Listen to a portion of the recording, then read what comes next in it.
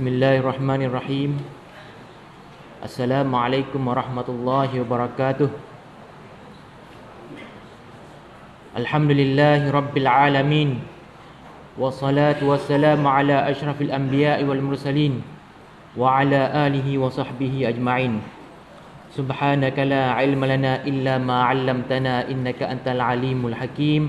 Wa la hawla wa la quwwata illa billahil aliyyil azim.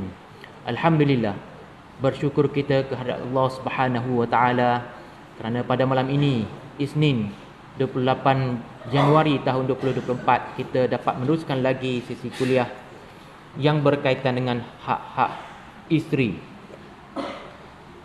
Apa yang berkaitan dengan hak-hak isteri? Pada minggu yang sebelum ni kita telah pun menyentuh dalam beberapa perkara, antaranya tanggungjawab suami untuk memberi bimbingan dan didikan kepada isterinya tentang fardu ain, seperti apa-apa yang berkaitan dengan amalan-amalan yang perlu dilaksanakan, seperti solat yang diwajibkan, yang telah pun ditetapkan, mengingat cara yang dilakukan seperti berwuduk dan sebagainya, serta solat-solat dan amalan yang betul dan sempurna dalam amalan dan ibadat yang perlu dilakukan melalui bimbingan dan tunjuk ajar daripada suami. Sekiranya suami tidak mampu, maka hendaklah memberi peluang didikan agama kepada isteri melalui ceramah-ceramah, kuliah-kuliah yang perlu diikuti oleh isterinya dengan keizinan suami.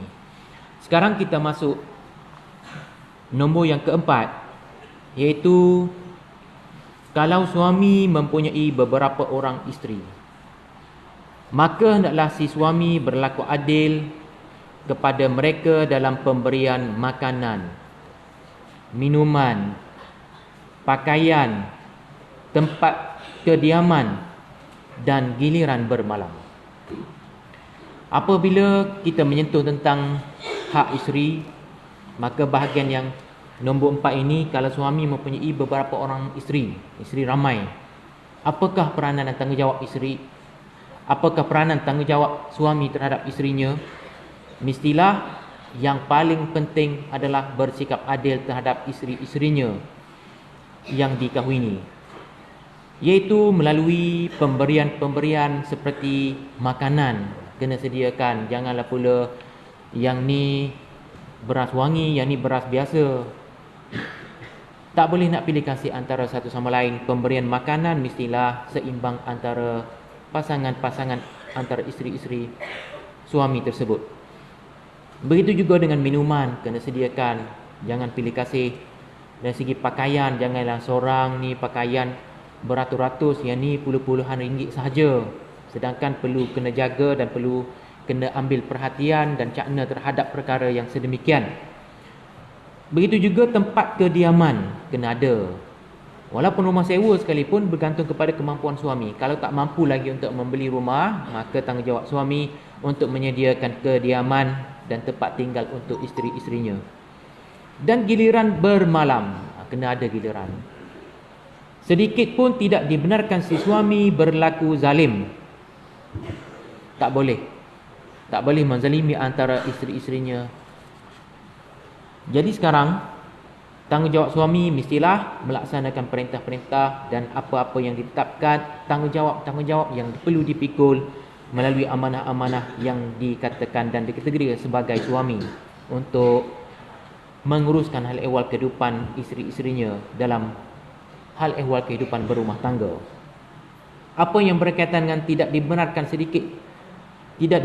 si suami berlaku zalim dalam perkara-perkara tersebut. Kerana dalam contohlah, sebagai contoh yang berkaitan dengan sikap adil, tak bolehlah pula 3 malam, 4 malam, ataupun 2 malam, berapa? 5 malam. Balik kepada rumah isteri yang kedua, contohnya pukul 9 malam. Balik rumah isteri yang pertama pukul 11 malam. Itu dah dikira tidak adil. Kalau pukul 9, maka hendaklah menetapkan masa pukul 9. Kalau balik esok paginya, maksudnya kalau nak balik kepada rumah isteri yang pertama atau kedua, kalau mula pukul setelah jam 9 pagi, maka hendaklah ikut masa jam 9 pagi. Kecuali ada urusan-urusan yang tak dapat dielakkan, seperti tiba-tiba tetamu datang. Takkanlah suami nak terus tinggal kan.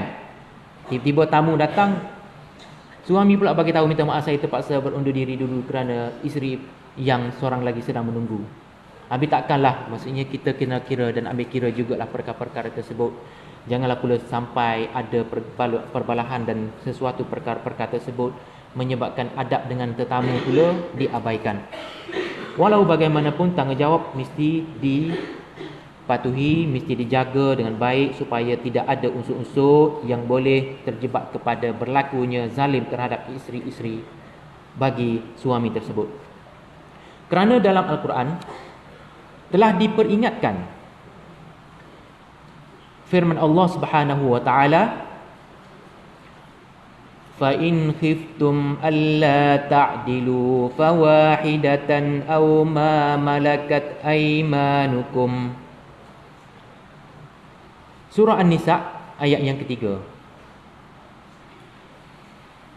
Artinya, dan jika kamu takut atau bimbang tidak dapat berlaku adil antara isteri-isteri kamu, maka memadailah dengan seorang isteri sahaja. Ini isu yang berkaitan dengan kalaulah diri sendiri pun rasa tak adil dah, rasa tak boleh nak bersikap adil terhadap isteri-isteri kalau dia berkahwin ramai, maka cukup dengan berkahwin dengan seorang isteri sahaja atau beberapa orang hamba sahaya perempuan yang kamu miliki. Jadi daripada sini, daripada ayat suci Al-Quran, kalau ikutkan sini dah pengakhiran ayat, kalau ikutkan ayat yang depan lagi tu berkenaan dengan fankihu ma tabalakum minan nisa, fankihu ma tabalakum minan nisa imathna wa thulatha wa ruba'. Barulah sambung ayat ni, fa in khiftum alla ta'dilu fawahidatan aw ma malakat aymanukum. Tetapi ada seseorang mereka salah tafsir mengenai dengan ayat fankihu ma tabalakum minan nisa. Maksudnya Islam membolehkan seseorang itu berkahwin ramai, iaitu matna wa thulatha wa ruba', 2, 3 ataupun 4. Tapi dalam kebenaran menginginkan hidup untuk berpoligami, maka ayat yang seterusnya pula perlu diketahui juga, iaitu fa in khiftum alla ta'dilu fawahidatan aw ma malakat aymanukum. Kalau rasa tak boleh nak bersikap adil, maka cukup seorang sahaja. Tapi ada juga yang salah tafsir mengenai ayat ini, digabungkan ma tabalakum minan nisa, matna dah 2 situ, wa thulatha jadi berapa? Campur 2, dah campur lagi 3 jadi berapa? 5. Wa ruba' jadi berapa? Campur-campur jadi 9. Tu salah. Islam hanya membenarkan 4 sahaja. Jangan pula disalahkan tafsir sehingga ada yang berlaku kahwin ramai sehingga 9 orang. Itu perkara yang bertentangan dengan syariat Allah Subhanahu Wa Taala. Bahkan ayat Al-Quran perlu difahami dengan teliti, dan seterusnya diakhiri dengan ayat ini adalah mengenai tentang perkara-perkara yang perlu ada sikap adil dalam pasangan berumah tangga. Tak mampu seorang cukup dan memadai. Maka daripada sini, apa yang berkaitan dengan ayat ini juga diingatkan di sini berdasarkan pada ayat suci Al-Quran. Berarti kalau tak mampu, cukuplah seorang isteri. Kalau rasa yakin ataupun tak yakin, kalau dia rasa tak yakin untuk bersikap adil, maka sudah memadai dengan seorang isteri. Juga kerana Rasulullah SAW telah berpesan supaya berbuat baik terhadap isteri-isteri dengan bersabda, bila seseorang berkahwin, mempunyai pasangan isteri, maka hendaklah dia bersikap adil, dan apa yang perlu dilakukan melalui pesanan Rasulullah SAW terhadap hadis ini, iaitu khairukum li ahlihi wa ana khairukum li ahli. Ini merupakan pesanan Rasulullah SAW supaya berbuat baik terhadap isteri-isteri. Hadis riwayat At-Tabarani dengan sanad yang baik. Artinya, sebaik-baik orang di antara kamu ialah orang yang sebaik-baiknya terhadap keluarganya, yakni isterinya. Dan aku, kata Rasulullah, maksud sini, dan aku bermaksud kata Rasulullah SAW adalah sebaik-baik orang di antara kamu terhadap keluargaku. Adalah sebaik-baik orang di antara kamu terhadap keluargaku. Daripada hadis ini juga Rasulullah SAW bersikap adil terhadap isteri-isterinya, terhadap isteri-isteri Rasulullah SAW, dan apa yang dilakukan oleh Rasulullah SAW melayani isterinya dengan cara yang baik dan adil. Dan Rasulullah SAW dijadikan sebagai model kepada keluarga Islam, kepada keluarga Islam, dan termasuklah kita semua menginginkan umat Islam mestilah bersikap adil kepada isteri masing-masing. Perlu dicontohi melalui model yang diajar oleh Rasulullah SAW melalui layanan kepada isteri-isteri baginda. Dalam melalui layanan tersebut dari sudut pergaulan, dari sudut penghayatan terhadap berpasangan rumah tangga, janganlah pula sampai menimbulkan permasalahan-permasalahan. Jadi kita perlu ikut contoh tauladan yang diajar oleh Rasulullah SAW, mesti melakukan, membuat kebaikan-kebaikan kepada isteri. Daripada sini juga, apa yang berkaitan dengan poin yang keempat ini, kalau ikutkan poligami merupakan isu yang biasa menjadi topik perbincangan dalam kehidupan manusia, sama ada secara berjenaka ataupun serius. Ada yang suka bercakap-cakap je tapi tak kahwin-kahwin pun. Ada yang memang betul-betul serius untuk berkahwin. Walau bagaimanapun, hukum poligami dalam Islam harus berdasarkan firman Allah Subhanahu Wa Taala tadi, iaitu fa in khiftum alla ta'dilu aw ma malakat aymanukum. Jadi kena ingat daripada situ, walaupun Islam membenarkan untuk berpoligami sekalipun, maka perlu ingat berdasarkan ayat suci Al-Quran ini, kalau tak mampu maka cukup seorang sahaja. Jangan nak cari pasal. Itu bergantung kepada kemampuan masing-masing. Jangan berpoligami hanya untuk seronok sahaja. Tengok perempuan ni cantik, boleh jadikan isteri dia. Yang ini pula nampaknya kena tambah seorang lagi. Atas rasa untuk seronok-seronok, tiba-tiba duduk bersama timbul masalah, tinggal yang seorang lagi tu cari yang lain pula. Dah menjadi satu tabiat untuk seronok. Itu merupakan perkara-perkara yang perlu dijauhi. Bagi yang memang serius telah pun berkahwin ataupun apa yang telah berlakulah, mestilah bersikap adil, yakin dengan kemampuan diri sendiri. Nak kahwin ramai kena yakin, tanya dulu diri sendiri mampu ataupun tidak untuk berlaku adil terhadap isteri-isteri. Berpoligami memang dah dibolehkan, tetapi kemampuan diri sendiri kena tanya juga, mampu ke tak mampu. Nanti berkahwin tiba-tiba menjadi masalah, dia sendiri juga merana dan hidupnya sengsara, tidak bahagia berpunca daripada ketidakmampuannya untuk menguruskan kehidupan isteri-isterinya dalam suasana berpoligami tersebut.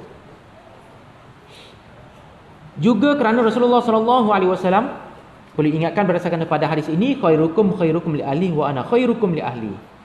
Maka daripada sini kita perlu jadikan contoh tauladan yang diajar oleh Rasulullah SAW, perlu menjadi suami yang bersikap adil, perlu menjadi suami yang bersikap baik kepada isterinya dengan cara apa yang diajar oleh Rasulullah SAW.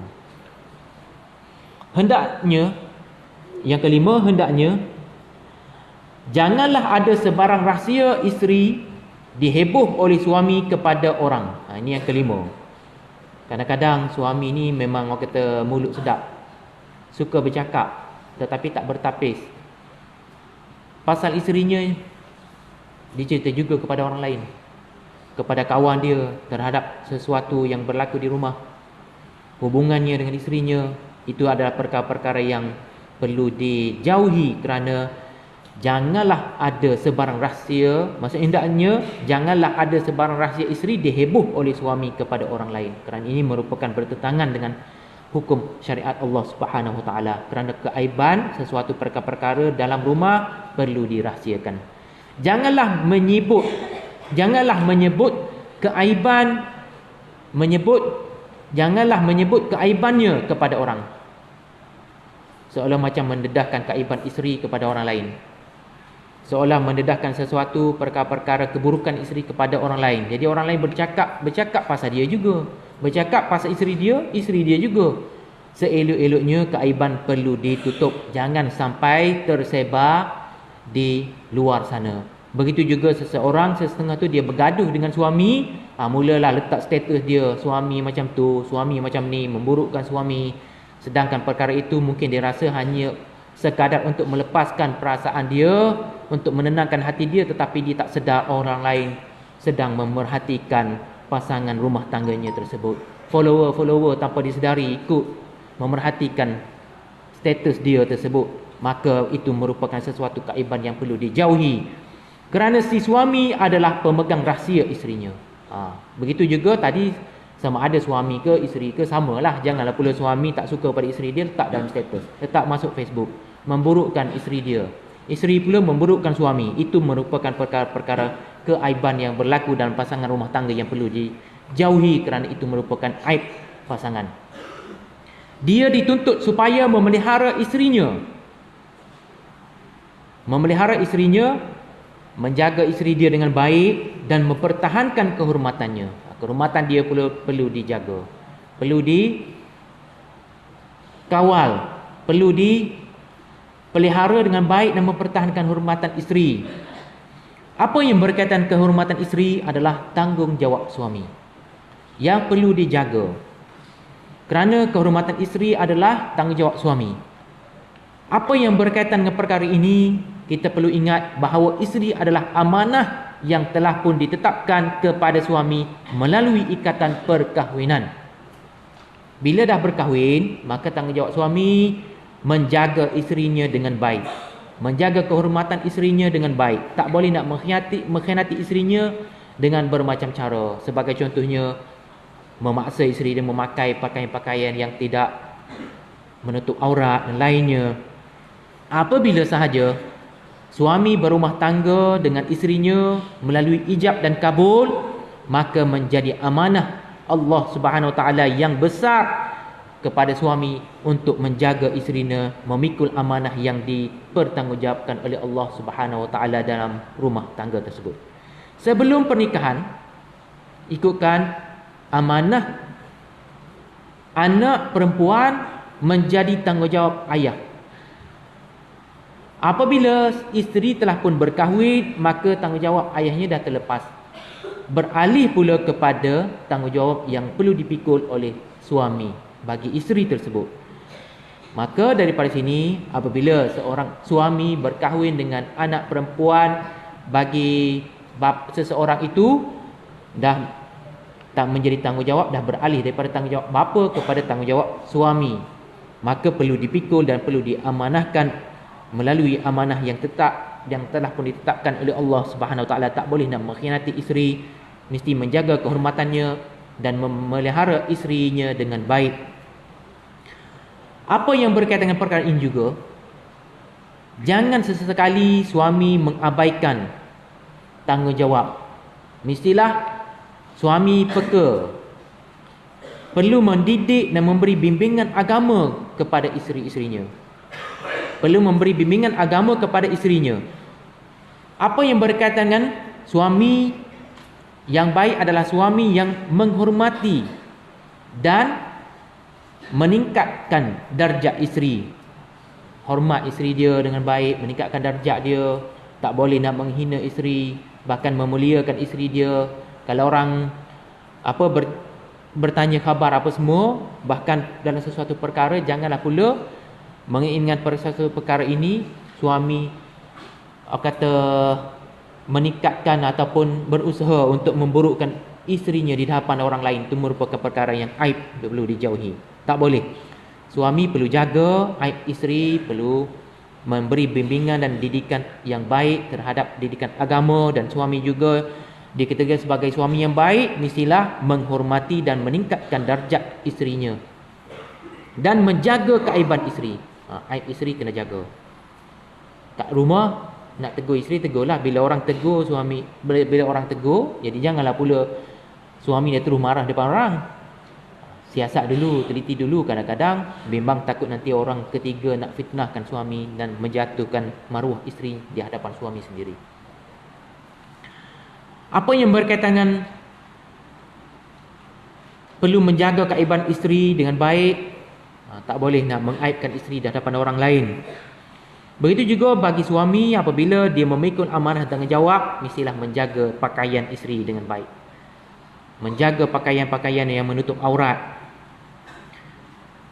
Jangan sesekali suami juga terikut-ikut dengan trend semasa, tengok pakaian-pakaian moden tetapi tidak menutup aurat dengan baik. Bahkan trend yang mendedahkan aurat itu merupakan perkara yang berdosa.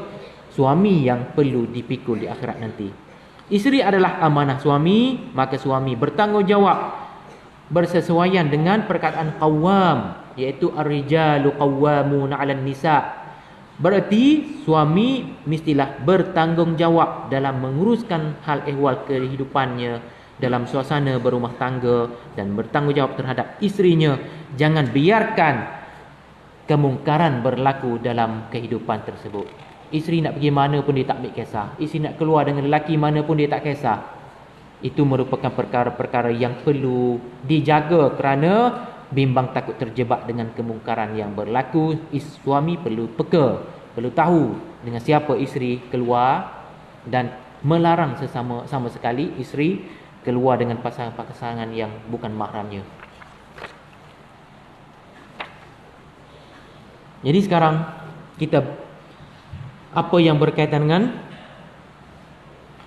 sabda Rasulullah sallallahu alaihi wasallam juga berkaitan dengan nombor yang kelima ini, yaitu sabda Rasulullah sallallahu alaihi wasallam, inna min syarrin nasi 'indallahi manzilatan yaumal qiyamati ar-rajulu yafdi ila imra'atihi wa tufdi ilaihi thumma yanshuru sirraha. Hadis riwayat Muslim. Artinya, orang yang paling jahat. Siapa orang yang paling jahat? Sila perhatikan, iaitu rendah kedudukannya. Rendah kedudukan di sisi siapa?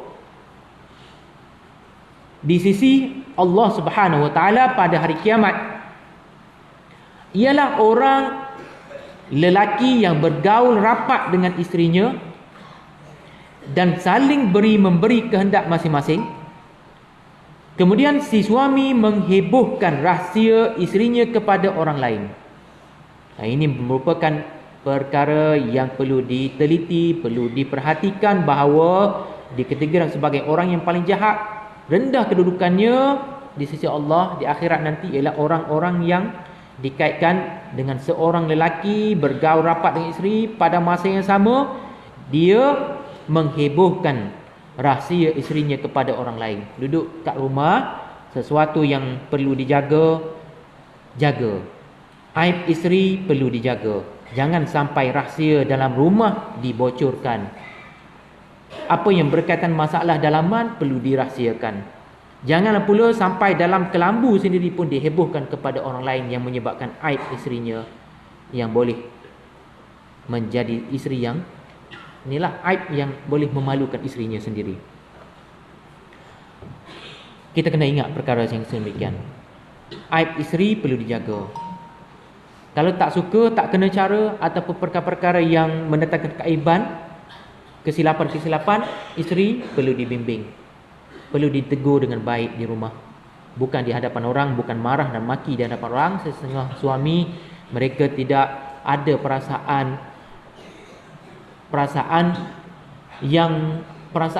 amanah ataupun jujur, serta perasaan yang boleh menjaga maruah isteri di hadapan orang lain. Kadang-kadang bila berlaku sesuatu yang tak berpuas hati dengan isteri dia, dia maki di hadapan orang, maki di supermarket, maki di tempat-tempat awam, maka boleh mendatangkan aib isterinya tersebut di hadapan orang. Malu, di mana nak conteng muka isterinya tersebut.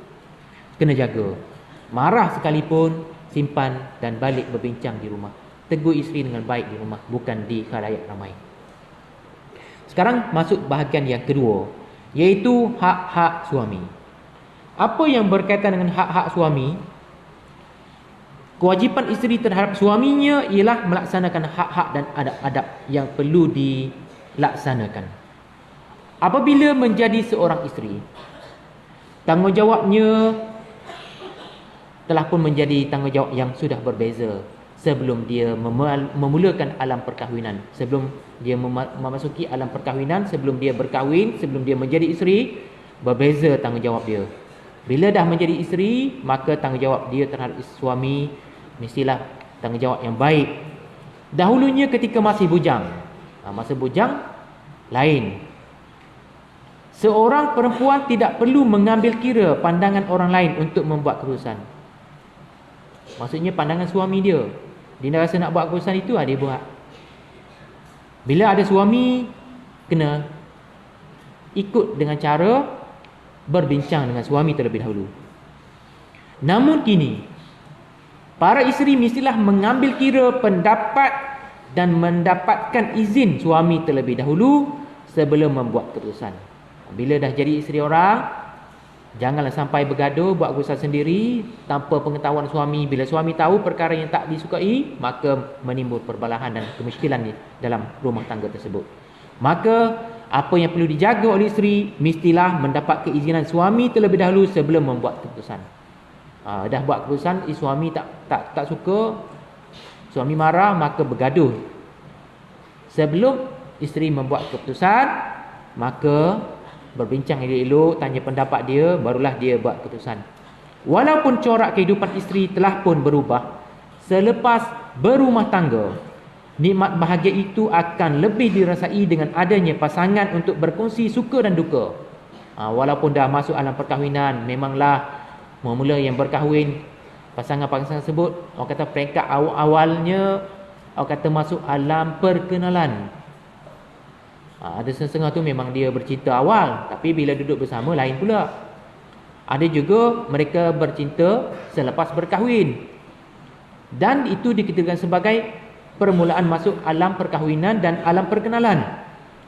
Walaupun corak kehidupan isteri telah pun berubah selepas berumah tangga, nikmat bahagia itu mesti dikecapi bersama. Suka duka, senang susah, untuk hidup bersama. Orang kata sehati sejiwa, hidup bersama dan mati bersama. Itu dah jalan yang terbaik. Bincang elok-elok, cari jalan penyelesaian supaya rumah tangga hidup harmoni dan bahagia. Dengan termeterainya akad, para isteri mestilah melaksanakan tanggungjawab terhadap suaminya. Apakah tanggungjawab tersebut? Maka kita boleh perhatikan mengenai dengan hak-hak dan adab-adab berikut. Yang pertama, mentaati suami dalam sebarang perkara yang tidak merupakan maksiat kepada Allah Subhanahu Wa Taala. Perkara yang maksiat tak boleh ikut. Taat kepada suami selagi tidak bertentangan dengan syariat Allah dan tidak bertentangan dengan syariat hukum hakam Allah, dan juga taat kepada suami selagi tidak merupakan perkara-perkara yang mendatangkan maksiat kepada Allah Subhanahu Wa Taala. Kalau suami mengajak buat maksiat, pergi sesuatu tempat hiburan-hiburan yang bercampur aduk antara lelaki dan perempuan, suami tersebut adalah, isteri tersebut mestilah menjaga dirinya, maruah dirinya, dan itu dah dikatakan sebagai mengajak untuk melakukan perbuatan maksiat kepada Allah SWT. Perlu jaga, kerana hak kehidupan berumah tangga perlu diikuti berdasarkan kepada firman Allah Subhanahu wa taala, fa in ata'nakum fala tabghu 'alaihinna sabila. Surah An-Nisa ayat yang ke-34. Artinya, jika isteri-isteri kamu telah mentaati kamu, apa yang perlu dilakukan oleh suami, maka janganlah kamu mencari-cari jalan untuk menyusahkan mereka. Kalaulah ada PKA mula-mulanya ada masalah yang timbul, suami nak bagi pengajaran, tegur, bimbing, tiba-tiba isterinya dah berubah taat kepada suami dia, maka peringatan daripada ayat ini, janganlah kamu mencari-cari jalan untuk menyusahkan mereka. Janganlah pula isteri dah berubah taat kepada suami dengan cara yang baik, buat sesuatu yang boleh menyusahkan isteri pula. Maka itu perkara-perkara yang perlu dijaga. Bila berubah, berterima kasih, itulah jalan yang terbaik. Paragraf ayat ini berkaitan dengan surah An-Nisa ayat yang ke-34 adalah para lelaki merupakan pemimpin bagi isteri dengan mewajibkan mereka menjalankan hukum-hukum Allah Subhanahu Wa Taala. Kalau seorang isteri tak ikut, dia kena buat sesuatu yang boleh isteri faham. Bimbing dia, didik dia supaya isteri boleh ikut tentang kewajipan-kewajipan mereka melaksanakan hukum-hukum Allah Subhanahu Wa Taala. Seperti menjaga kewajipan dalam hukum-hukum Allah Subhanahu Wa Taala. Suami juga menjadi pemimpin mereka. Suami-suami juga menjadi pemimpin mereka dalam menjaga dan melindungi isteri-isterinya. Mengenai hal-hal yang berkaitan dengan hal ehwal pekerjaan, mencari rezeki, itu merupakan tanggungjawab suami sebagai pemimpin dan ketua keluarga. Suami juga perlu memperhatikan urusan mereka, urusan isteri-isteri mereka. Suami-suami perlu memperhatikan urusan isteri-isteri mereka, apa yang mereka buat, apa yang mereka lakukan, tindakan adakah betul ataupun salah, tindakan mereka bertentangan dengan syariat ataupun mereka telah pun patuh syariat. Maka menjadi apa yang berkaitan dengan tanggungjawab suami, mestilah menguruskan kehidupan rumah tangganya untuk mendapat keredaan Allah Subhanahu Wa Taala. Jangan sesekali perkara-perkara yang luput daripada pandangan suami, isteri mengambil kesempatan untuk mengkhianati suaminya. Itu merupakan perkara-perkara yang bertentangan dengan syariat Allah SWT. Bila suami tak ada di rumah, tanggungjawab isteri untuk menguruskan rumahnya, rumah suami ataupun rumah mereka bersama, menguruskan anak-anak, menguruskan tanggungjawab. Walaupun suami tak tahu, luput daripada pandangan suami sekalipun, merupakan tanggungjawab isteri untuk menjaga hak-hak dan tanggungjawabnya terhadap suaminya, walaupun tanpa pengetahuan suami sekalipun. Suami tak tahu. Bila duduk kat rumah, suami tak tahu. Ada seseorang, suami tak ada kat rumah, dia buat sesuatu perkara-perkara yang keburukan, na'udzubillah. Apa yang berkaitan dengan perkara tersebut, kiranya ada perkara-perkara yang mendatangkan pertelingkahan-pertelingkahan ataupun mendatangkan keburukan-keburukan yang berlaku dalam rumah tangga, maka tanggungjawab sebagai pemimpin keluarga menasihati isterinya dengan tutur kata yang baik. Jangan maki isteri, jangan memburukkan isteri, jangan berkasar, bahkan bimbing dia dengan cara yang baik untuk mendapat keredaan Allah Subhanahu Wa Taala. Dan sabda Rasulullah sallallahu alaihi wasallam, "Idza da'a ar-rajulu imra'atahu ila firashihi falam ta'tihi fabata ghadban 'alayha la'anatha al-mala'ikatu hatta tusbih." Muttafaqun alaih. Artinya, apabila suami mengajak isterinya untuk ditiduri, kalau suami ajak, isteri kena ikut, isteri kena patuh. Si isteri enggan dan tidak mahu menurut kehendak, iaitu menurut kehendaknya, kehendak suami, tanpa keuzuran syar'i.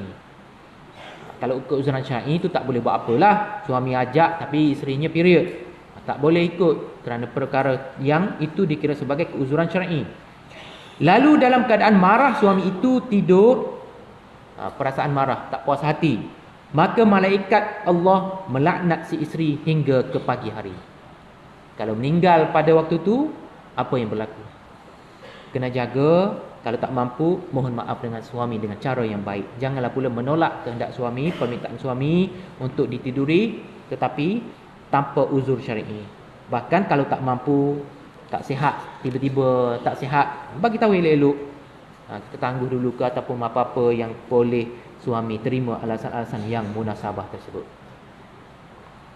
Daripada sini, apa yang berkaitan dengan perkara yang perlu dijaga mengingat hadis ini juga, adapun makna dari kandungan matan hadis bahawa seorang isteri wajib mentaati suaminya ketika suaminya mengajaknya untuk hubungan suami isteri, ditiduri, kecuali isteri dalam keadaan haid ataupun nifas. Contoh tadilah berkaitan dengan keuzuran syar'i. Ini contoh. haid ataupun nifas, atau ketentuan syar'i, tak boleh buat apa dah. Kerana ketentuan syar'i perlu dipatuhi. Suami kena sabar.